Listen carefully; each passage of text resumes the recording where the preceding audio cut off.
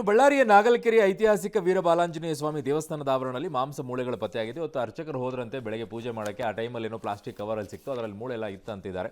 ಈಗ ಅದ್ರ ಬಗ್ಗೆ ತನಿಖೆಯನ್ನು ಮಾಡ್ತೀವಿ, ಇದೇನೋ ನಾಯಿ ಬೆಕ್ಕು ತಂದಿರಬಹುದು ಅಂತಿದ್ದಾರೆ. ಬಟ್ ಇಲ್ಲ, ಯಾರೋ ಬಿಸಾಕ್ ಹೋಗಿದ್ದಾರೆ ಅಂತ ಕೆಲವೊಂದಿಷ್ಟು ಆರೋಪ ಇದೆ. ಈ ಕಡೆಗೆ ಇನ್ನು ಹಿಂದೂ ಧರ್ಮಕ್ಕೆ ಯಾವ ನಾಯಿಗಳು ನೋಡಿ, ಯಾವ ನಾಯಿಗಳು ನೋಡಿ, ಬಹಳ ನಾಯಿಗಳಿವೆ ಈ ದೇಶದಲ್ಲಿ. ಹೌದು, ಬೇಕು ಅಂತಾನೆ ಬಹಳ ನಾಯಿಗಳಿವೆ. ಅದ್ಯಾವ ನಾಯಿ ನೋಡಿ, ಯಾಕಂದ್ರೆ ಹೇಸಿಗೆ ತಿನ್ನೋದು ಬೇಜಾನ್ ಪ್ರಾಣಿಗಳಿವೆಪ್ಪ. ನಾವೇನ್ ಮಾಡೋಣ ಅದಕ್ಕೆ? ಹೌದು, ತರ್ತರಾವರಿ ಪ್ರಾಣಿಗಳಿವೆಪ್ಪ ಹೇಸಿಗೆ ತಿನ್ನೋಕೆ ಈ ದೇಶದಲ್ಲಿ. ಉದ್ದೇಶಪೂರ್ವಕ ನಮ್ಗೇನ್ ಗೊತ್ತು ಯಾರ್ಯಾರು ಅಂತ ನೋಡಿ.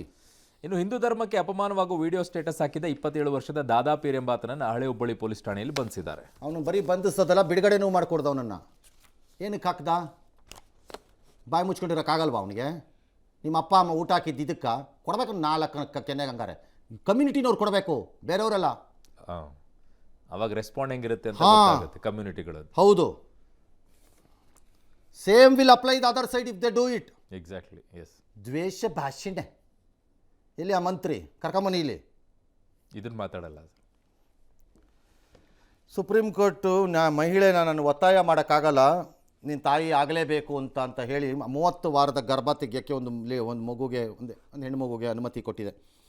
ಬಿ ವಿ ನಾಗರತ್ನ ಮತ್ತು ಉಜ್ವಲ್ ಭಯಾನ್ ಅವ್ರದ್ದು ಪೀಠ ಈ ತೀರ್ಪನ್ನು ಕೊಟ್ಟಿದ್ದಾರೆ. ಬಾಲಕಿ ಯುವಕನೊಂದಿಗೆ ಅಪ್ರಾಪ್ತೆಯಾಗಿದ್ದಾಗ ಆಗಿದೆ. What ever it is, court ಈ ಡಿಸಿಷನ್ಗೆ ಬಂದಿದೆ. ಐ ಥಿಂಕ್ ಇಟ್ಸ್ ಫೇರ್ ಅಪ್ಪ. ಏನೋ ಸಂದರ್ಭದಲ್ಲೋ ಸನ್ನಿವೇಶದಲ್ಲೋ ಏನೋ ಆಗೋಗಿರ್ಬೋದು, ಬಟ್ ಅದನ್ನೇ ಇಟ್ಕೊಂಡು ನಿನ್ನ ತಾಯಿ ಆಗಲೇಬೇಕು ಅಂತ ಆಕೇನು ಮಾಡಿದ್ರೆ ಅದನ್ನ ಅನುಭವಿಸ್ಬೇಕಾದ್ದನ್ನು ಯಾರೀ ಬರ್ತಾರೆ ನಾಳೆ? ಏನೋ ಇಟ್ಸ್ ಓಕೆ. ಒಬ್ಬೊಬ್ಬರು ಒಂದೊಂಥರ ಯೋಚನೆ ಮಾಡ್ತಾರೆ, ಇದನ್ನು ನೋಡ್ತಾರೆ. ಎಸ್. ಇನ್ನು ಪಾಕಿಸ್ತಾನ ಪ್ರಧಾನಿ ಶಹಬಾಜ್ ಶರೀಫ್ POK ಅಸೆಂಬ್ಲಿಯಲ್ಲಿ ಅಂಧವಿಶ್ವಾಸದ ಮಾತನಾಡಿದ್ದಾರೆ. ಕಾಶ್ಮೀರ ಇಂದೆಲ್ಲ ನಾಳೆ ಪಾಕಿಸ್ತಾನದ ಭಾಗ ಆಗುತ್ತೆ ಅಂತ ಹೇಳೋ ಮೂಲಕ ಪಾಕ್ ಪ್ರಧಾನಿ ತಮ್ಮ ಸೀಮಿತ ಪ್ರಾದೇಶಿಕ ಜ್ಞಾನವನ್ನು ಪ್ರದರ್ಶಿಸಿದ್ದಾರೆ. POK ಅಸೆಂಬ್ಲಿಯಲ್ಲಿ ಶಹಬಾಜ್ ಶರೀಫ್ ಅಬ್ಬರದ ಭಾಷಣ ಮಾಡಿದರೆ ಪೂರ್ಣ ಕಾಶ್ಮೀರ ಪಾಕಿಸ್ತಾನದ ಭಾಗವಾಗೋದು ನಿಶ್ಚಿತ ಅಂತೆ. ಈ ಹೇಳಿಕೆಗಳನ್ನು ಕೇಳಿದ POK ಅಸೆಂಬ್ಲಿ ಸದಸ್ಯರು ಚಪ್ಪಾಳೆ ಬೇರೆ ತಟ್ತಾರೆ. ಇನ್ನು ಪಾಕಿಸ್ತಾನದ ಇಸ್ಲಾಮಾಬಾದ್ ಮಸೀದಿಯಲ್ಲಿ ಆತ್ಮಾಹುತಿ ಬಾಂಬ್ ದಾಳಿಯಾಗಿದೆ. 30ಕ್ಕೂ ಹೆಚ್ಚು ಜನ ಸತ್ತಿದ್ದಾರೆ, 160ಕ್ಕೂ ಹೆಚ್ಚು ಜನ ಗಾಯಗೊಂಡಿದ್ದಾರೆ. ಇಸ್ಲಾಮಾಬಾದ್ನಲ್ಲಿ ತುರ್ತು ಪರಿಸ್ಥಿತಿಯನ್ನು ಘೋಷಣೆ ಮಾಡಿದ್ದಾರೆ. ಮತ್ತೊಂದು ಕಡೆಗೆ ಬಾಂಗ್ಲಾದೇಶ ಮತ್ತು ಹಿಂಸಾಚಾರ ಭುಗಿಲೆದಿದೆ. ಹಂಗಾಮಿ ಪ್ರಧಾನಿ ಮೊಹಮ್ಮದ್ ಯೂನಿಸ್ ನಿವಾಸ ಶುರುವಾಗಿದೆ ಅಷ್ಟೇ, ಇನ್ನೂ ಆಗ್ಬೇಕು. ಇನ್ನು ಆ ದೇಶ ನಾಶ ಆಗಕ್ಕೆ ಟೈಮ್ ಇದೆ ಸ್ವಲ್ಪ. ಓಕೆ. ಆಮೇಲೆ ಈ ಜೋಕರ್ ಇದಾನಲ್ಲ ಭಿಕ್ಷುಕ ಶಹಬಾಜ್ ಶರೀಫ್, ನಿಮ್ಗೆ ಹೆಂಗ್ ಗೊತ್ತಾನು? ಫ್ರೆಂಡಾ? ಇಲ್ಲ, ಅವಾಗ ಕಾಮಿಡಿಯಲ್ಲಿ ಬರ್ತಿರ್ತಾನೆ. ಓ ಹಂಗ, ಸರಿ. ಈ ಜೋಕರ್ ಭಿಕ್ಷುಕ ಇದಾನಲ್ಲ, ಇವನಿಗಿನ್ನೂ ಐಡಿಯಾ ಇಲ್ಲ. ಪಾಕಿಸ್ತಾನ ಫಸ್ಟು ಉಳಿಯಲ್ಲ ಅನ್ನೋದನ್ನ ಹೇಳಕ್ಕೆ ಅವ್ನು POKಗೆ ಹೇಳ್ತಿರೋದು. ಅದಕ್ಕೆ ಅವಾಗ ಇಲ್ಲಿ ಬಲೂಚಿಸ್ತಾನದಲ್ಲಿ ಕೈಮಾ ಮಾಡ್ತಿದ್ದಾರೆ. ಕೈಮಾ ತುಂಡು ಮಾಡಿ ಕಬಾಬ್ ತರ ಬೇಯಿಸ್ಬಿಟ್ಟು ತಿಂತಿದ್ದಾರೆ ಇವನನ್ನ. ಅದಕ್ಕೆ ಜೀವ ಉಳಿಸ್ಕೊಳ್ಳೋಕೆ POK ಖೈಬರ್ ಪಖ್ತೂನ್ವಾ ಆ ಕಡೆಯಿಂದ ಕತ್ತರಿಸ್ತಿದ್ದಾರೆ ಹಿಡ್ಕೊಂಡು ಹಂಗಂಗೆ. POKನಲ್ಲಿ ಜನನೇ ತಿರುಗಿಬಿಟ್ಟಿದ್ದಾರೆ. ಈ ಚಪ್ಪಾಳೆ ಹೊಡೆದಿರೋ ಎಲ್ಲ ಕಂತ್ರಿಗಳನ್ನು ಆ ಜನ ಸೋಲಿಸ್ಬೇಕು. ನೆಕ್ಸ್ಟ್ ಅಸೆಂಬ್ಲಿ ಎಲೆಕ್ಷನ್ಗೆ ಬಂದಾಗ ಸೋಲಿಸ್ಬಿಡ್ಬೇಕು ಎಲ್ಲರೂ.